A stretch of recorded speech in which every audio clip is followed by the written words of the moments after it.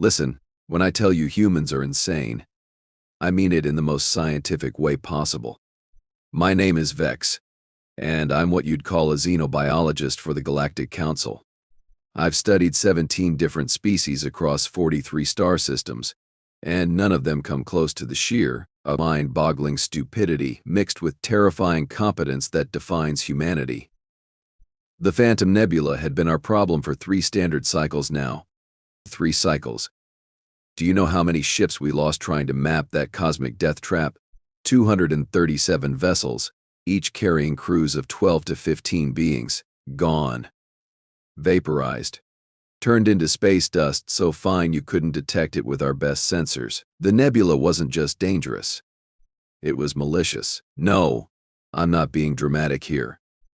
The thing actively hunted ships. Our best astrophysicists called it spatially aggressive gravitational anomalies with predatory behavioral patterns.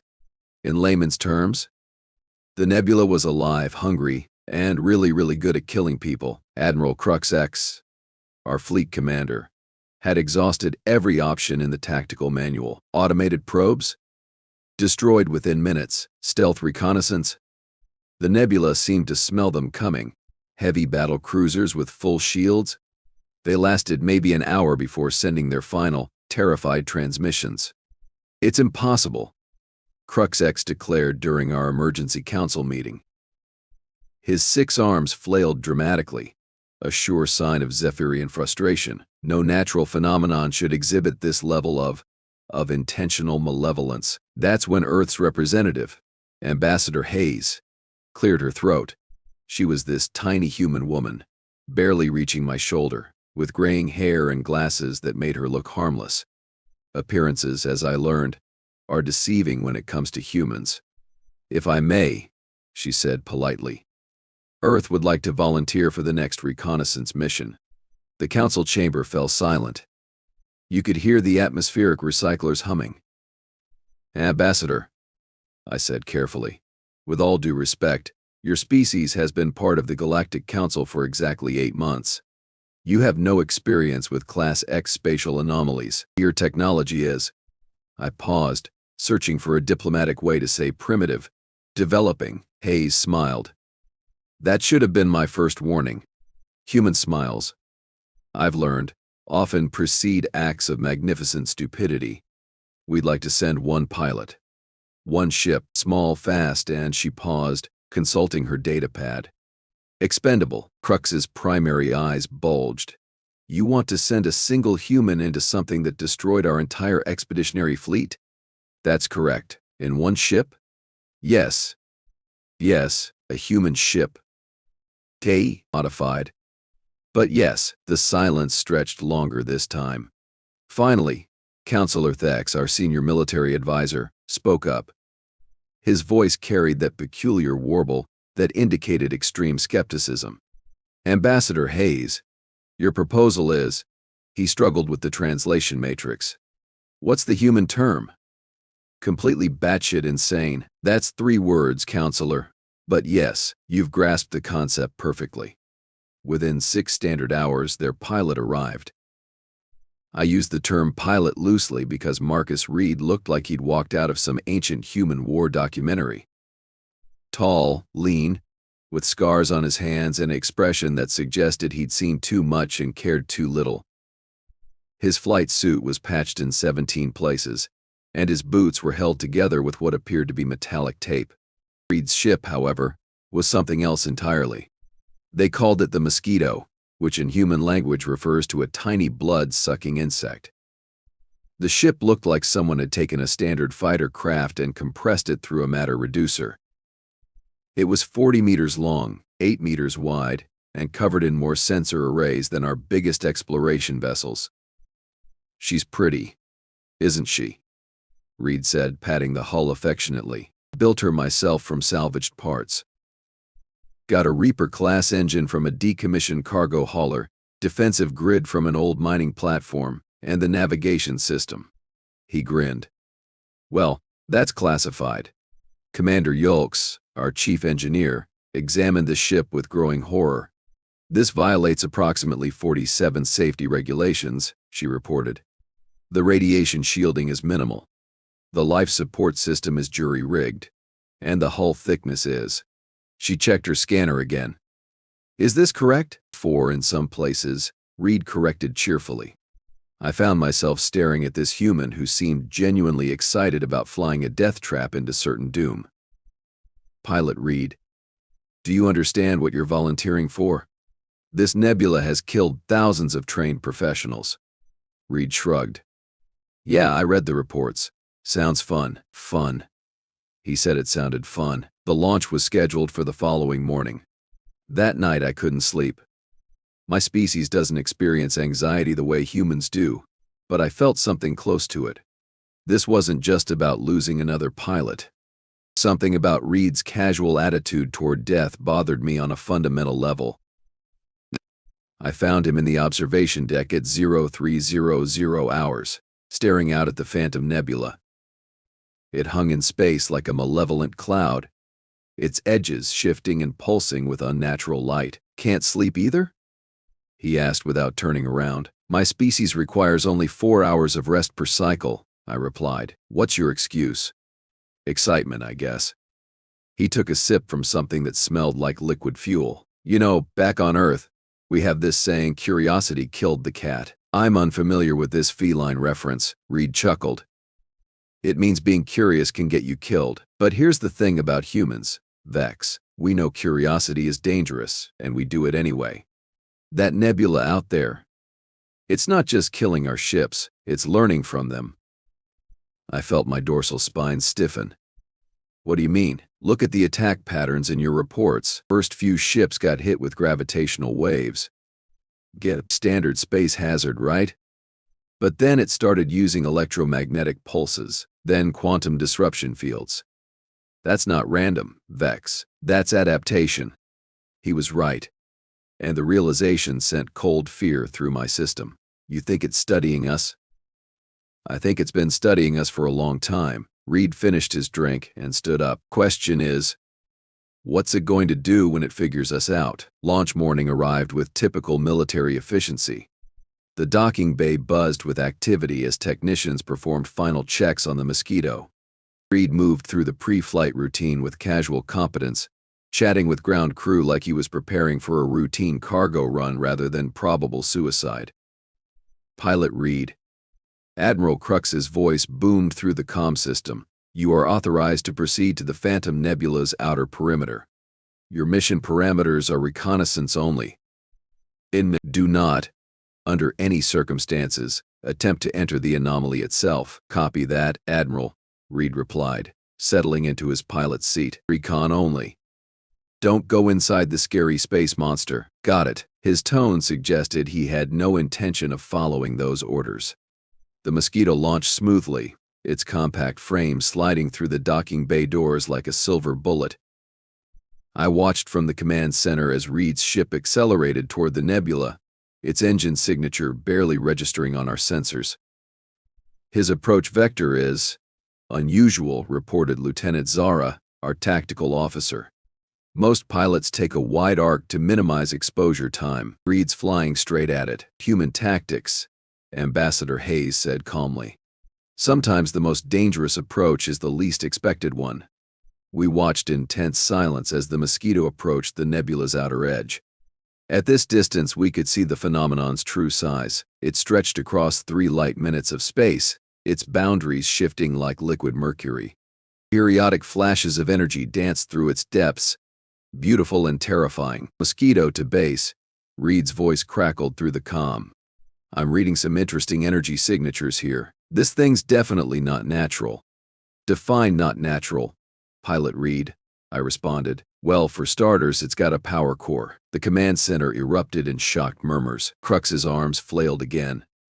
That's impossible. Our scans detected no artificial energy sources. Your scans were looking for conventional technology, Reed replied. This is something else.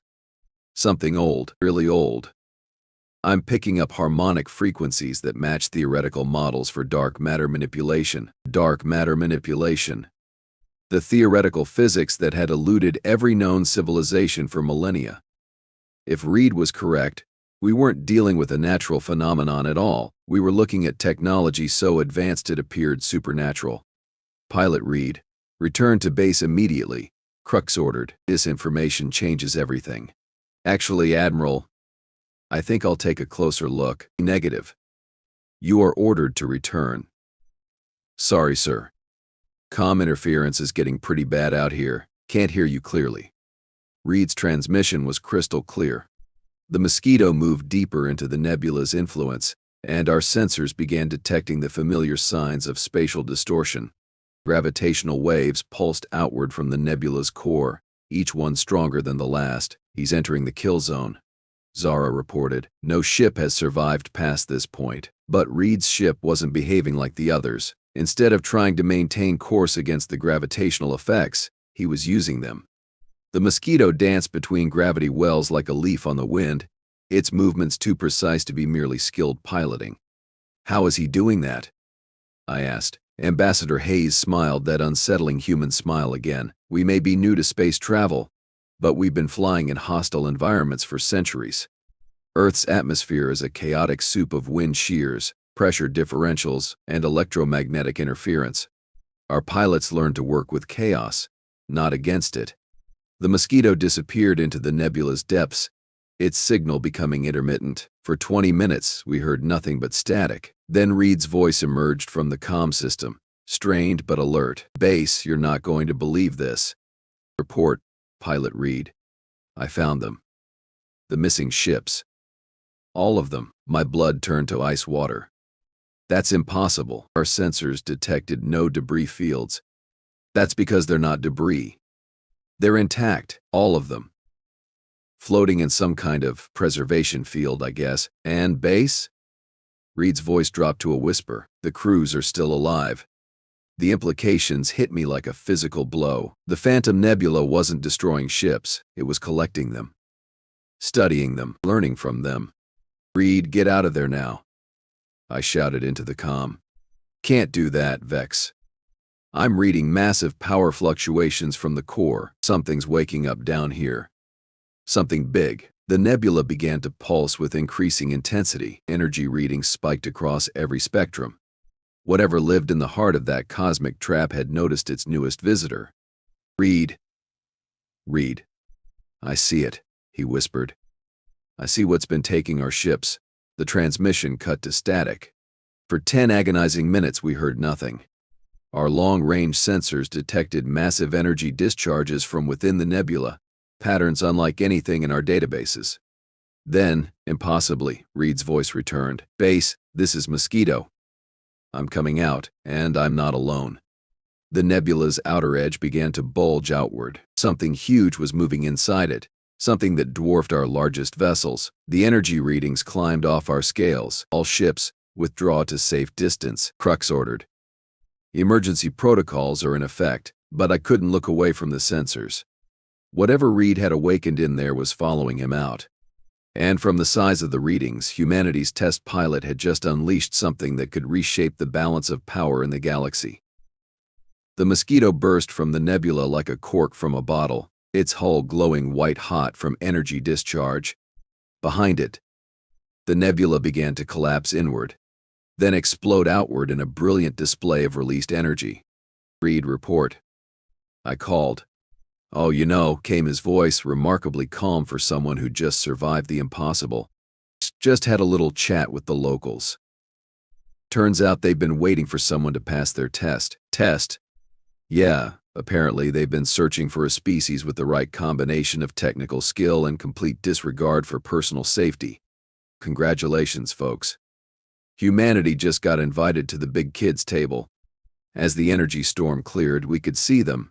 Ships emerging from the nebula's depths, not the captured vessels we'd lost, but something far more significant. Ancient vessels of impossible design, their hulls gleaming with technologies we couldn't begin to understand. Reed had done more than survive the Phantom Nebula. He'd made first contact with whatever civilization had created it, and knowing humans, that was probably just the beginning of our problems. The ancient ships floating before us made our most advanced cruisers look like children's toys. Smooth, organic curves flowed across their hulls like frozen music. and they pulsed with an inner light that seemed to exist outside normal electromagnetic spectrums. 12 vessels in total, each one easily 5 kilometers long. Mother of all tentacles, breathed Commander Yolks, her translator struggling with the profanity. Those ships are older than my entire civilization. Reed's voice came through the comm, still maintaining that insufferable human casualness. Ace, I've got someone here who wants to talk to you. Fair warning, though, they're a bit intense. A new voice filled the command center, speaking in perfect universal standard despite originating from beings that predated most known languages by millions of years. The voice carried harmonics that made my teeth ache. Greetings, younger races. I am Architect Prime of the Eternal Vigil. Your human has proven most entertaining. Admiral Crux stepped forward, his ceremonial armor clanking. Honored Architect, I am Admiral Cruxex of the Galactic Council fleet. We come in peace and seek understanding. Peace. The word seemed to amuse the ancient being. An interesting concept from species that have spent the last 3 cycles sending armed vessels to investigate our testing ground. Testing ground? I interjected. You've been killing our people. Killing? No, small Vex. We have been evaluating. Every ship that entered our domain was preserved, its crew maintained in temporal suspension while we studied their responses to various stimuli. A most comprehensive examination of galactic civilization's problem-solving capabilities. The implications hit me like a meteor strike. You know my name. We know everything about every being who has entered our territory. Your psychological profiles, your technological limitations, your species' behavioral patterns. Most disappointing, actually. Until today, Reed's chuckle crackled through the static. Turns out these guys have been conducting the galaxy's most elaborate job interview. They're looking for a species worthy of inheriting some pretty impressive technology. And the test was surviving your nebula?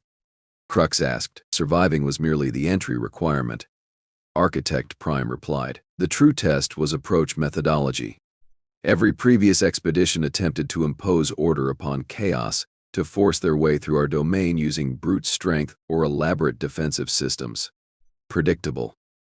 Boring. But humans, I said, understanding beginning to dawn. Humans embraced the chaos. Your pilot Reed did not fight our gravitational anomalies. He danced with them. When faced with impossible odds, he did not retreat or calculate probabilities. He flew directly toward danger with what his species calls reckless abandon. Ambassador Hayes stepped forward, her expression carefully neutral. And this impressed you? Impressed? No. It revealed something far more valuable. Reed's actions demonstrated that humanity possesses a trait we believed extinct: the willingness to sacrifice individual safety for collective knowledge. Every other species sent their best protected vessels, their most experienced crews, their safest approaches. Humans sent one pilot in a ship held together with determination and metal tape. Reed's voice cut in again. Hey, that's high-quality metal tape. Thank you very much. Architect Prime continued as if Reed hadn't spoken. More significantly, when offered the chance to retreat with valuable intelligence, Reed chose to investigate further. Not from stupidity, but from genuine curiosity about the fate of previous expeditions. This is the mark of a species worth nurturing.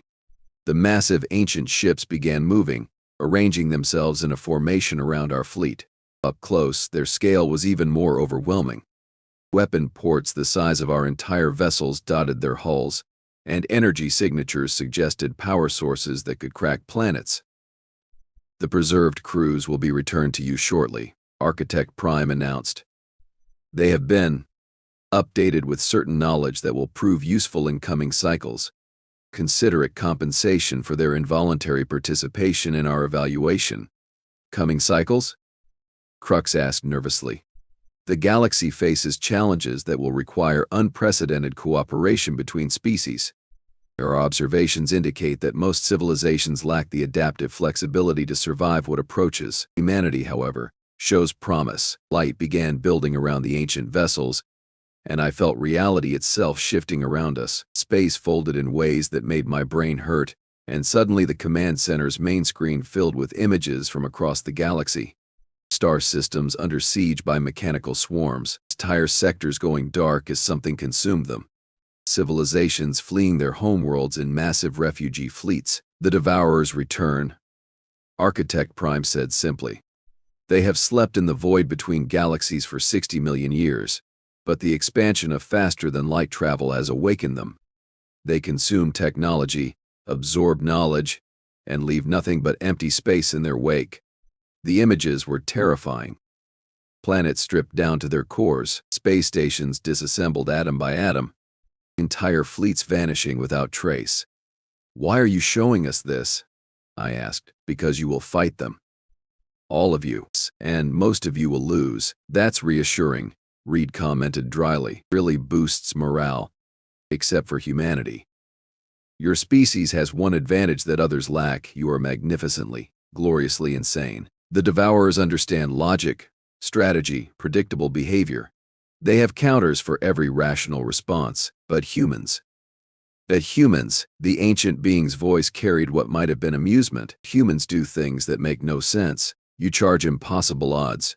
You sacrifice everything for strangers. You turn disasters into opportunities and defeat into victory through sheer bloody-minded refusal to accept reality." Ambassador Hayes cleared her throat. "Are you offering us an alliance?" "We are offering you tools. Knowledge, technology that will give your fleets a fighting chance.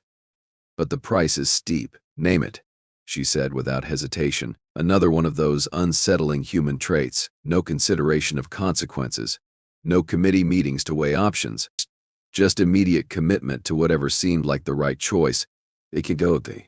Humanity must serve as the galaxy's irregular warfare specialists. When conventional tactics fail, when logic becomes a liability, when the impossible must be achieved through impossible means, humans will be called upon to lead. Your species will become the cosmic equivalent of what Reed demonstrated here, the pilot who flies into danger because someone has to." The command center fell silent, except for the hum of life support systems. The weight of the offer settled over us like a heavy blanket. The ancient beings were essentially asking humanity to become the galaxy's professional problem solvers, the species you called when everything else had failed. Reed's voice broke the silence. "So basically, you want us to be the guys who volunteer for suicide missions? In crude terms, yes. And in exchange, you give us super advanced alien technology." "Correct. Deal. Deal." "Reed," I shouted. "You can't make that decision for your entire species." "Actually," Ambassador Hayes said quietly, "he just did. Pilot Reed's acceptance is binding under Earth's emergency response protocols. When faced with existential threats, field commanders are authorized to commit resources as they see fit." I stared at her. "You planned this. We suspected something like this might happen. Humans have a talent for stumbling into significant situations." Architect Prime's voice carried clear approval. "Excellent. The knowledge transfer will begin immediately. Reed, you will serve as the initial recipient. Your neural pathways have already been mapped during your time within our domain." "Wait, what?" Reed's casual tone finally cracked. "You're going to do what to my brain?" "Download approximately 50,000 years of military tactical knowledge, advanced physics, and starship engineering principles directly into your consciousness. The process is mostly painless." "Mostly?" "Mostly. There may be some minor neurological reorganization, nothing permanent." "Probably." "Oh, that's comforting." "Probably. My favorite word when it comes to brain surgery." Light erupted from the ancient ships, bathing Reed's tiny vessel in energies that registered across every sensor spectrum simultaneously. The Mosquito's hull began shifting, expanding, reconfiguring itself as alien technology merged with human engineering. "Reed, report," I called. His response came after a long pause, and when it did, his voice carried subtle harmonics that hadn't been there before. "I'm okay, more than okay, actually. I can see everything now. Every flaw in our current ship designs, every inefficiency in our tactical doctrines, and the Devourers." His voice turned grim. "They're closer than we thought. Leading elements will reach the Outer Rim territories within 2 standard years." The ancient ships began withdrawing, their forms becoming translucent as they phased back into whatever dimension they normally inhabited. The first wave of technology transfers will arrive at Earth within 10 standard days, Architect Prime announced. Use the time wisely. The galaxy's survival now depends on humanity's unique gift for turning desperate situations into impossible victories. One question I called out before they could disappear completely. Why now? Why reveal yourselves after millions of years? Because, small Vex, we are tired. Tired of watching younger races repeat the same mistakes, tired of seeing civilizations rise and fall in predictable patterns. Humanity offers something we had given up hope of finding: genuine surprise. Your species delights in confounding expectations, and that may be the only weapon that can defeat beings who have calculated responses to every logical action. The ancient vessels faded away, leaving only empty space and the lingering taste of ozone in the recycled air. Reed's modified ship approached our position, its hull now gleaming with integrated alien technology. When he docked, the pilot who emerged looked human but moved with a precision that suggested fundamental changes. "Well," he said, grinning that infuriating human grin, "that was educational. Anyone want to know how to build a ship that can punch holes through reality?" 6 months later, I found myself aboard the first human-designed vessel built with Architect technology. They called it the Long Shot, and it embodied everything terrifying about human engineering philosophy. If it couldn't solve a problem through conventional means, it would find increasingly creative ways to make the problem someone else's concern. The ship's captain was Elena Vasquez, one of Reed's former colleagues from Earth's test pilot program. She had the same casual relationship with mortality that seemed to define her species. "Vex, you're going to love this," she said, reviewing tactical displays showing Devourer scout fleets approaching the Kepler sector. "Our first real field test. And we get to try out the new reality disruption torpedoes." "Reality disruption torpedoes," I repeated weakly. "Yeah. Turns out if you can convince physics that something doesn't exist, it stops existing." Simple concept, really. Simple. Of course it was simple to humans. The battle, when it came, defied every tactical doctrine in galactic military history. Instead of forming defensive lines or attempting strategic withdrawals, the human fleet did something unprecedented. They charged directly into the center of the Devourer formation while broadcasting surrender messages. The Devourers, programmed to expect logical behavior, paused their assault to process the apparent capitulation. In that moment of confusion, human ships activated systems that shouldn't have been possible, fired weapons that violated several fundamental laws of physics, and won a decisive victory by cheating reality so thoroughly that the enemy couldn't calculate appropriate responses. Humans, I wrote in my final report to the Galactic Council, remain the most terrifying species in known space, not because of their technology or their tactical brilliance, but because they approach every problem as if the laws of physics are merely suggestions in humanity's hands. Yeah, and even advanced alien technology becomes a tool for magnificent insanity. If the galaxy is probably doomed, we'll likely all die horribly in the coming war, but at least we'll die laughing at the sheer audacity of our human allies. 3 years later, when the Devourer War ended with humanity's victory through the innovative use of weaponized paradoxes, I realized something important. Sometimes the best solution to an impossible problem is to hand it to someone too stubborn to accept that it's impossible. The Phantom Nebula still exists, now serving as humanity's advanced training ground for pilots who need to learn how to treat cosmic horror as a minor inconvenience. Reed runs the program, teaching new recruits the fine art of flying into certain death with a smile on their face. And somewhere in the deep void between galaxies, ancient beings sleep more peacefully, knowing that the universe's most dangerous problems are now in the hands of a species too crazy to know when they're supposed to give up.